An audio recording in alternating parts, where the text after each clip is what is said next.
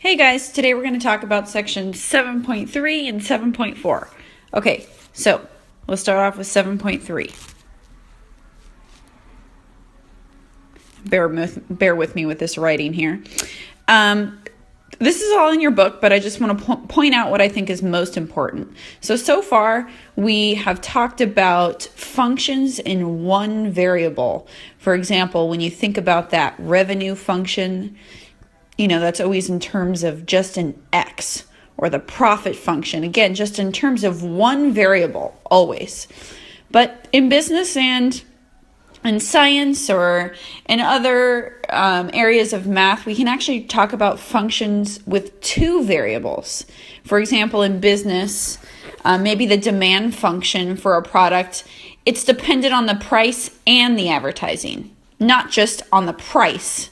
Like what we've been talking about. So maybe the price and the advertising are affecting the demand. That makes sense. So what we're going to talk about is functions in two variables here. And you can see the definition right here.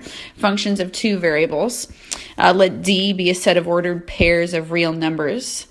If to each ordered pair x comma y in D, there corresponds a unique real number f of x, y, right? So we just get a number when we plug in an x comma y, then f is called a function of x and y. Okay, so we're not going to say it's a function of x anymore. We're going to say it's a function of x and y.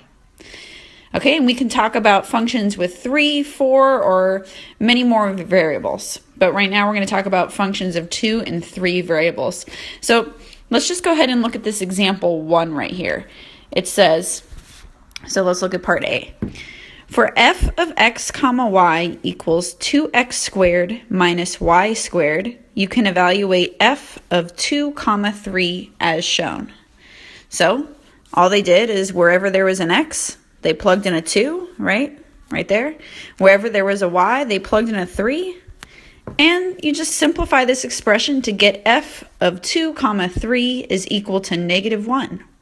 Same thing for b. Now we have f of x comma y comma z. So wherever there's an x, we're going to plug in a 0. Wherever there's a y, we're going to plug in a negative 1. And whenever there's a z, we're going to plug in a 4. Easy enough, right? So that's what they do right here. Maybe make sure that makes sense to you.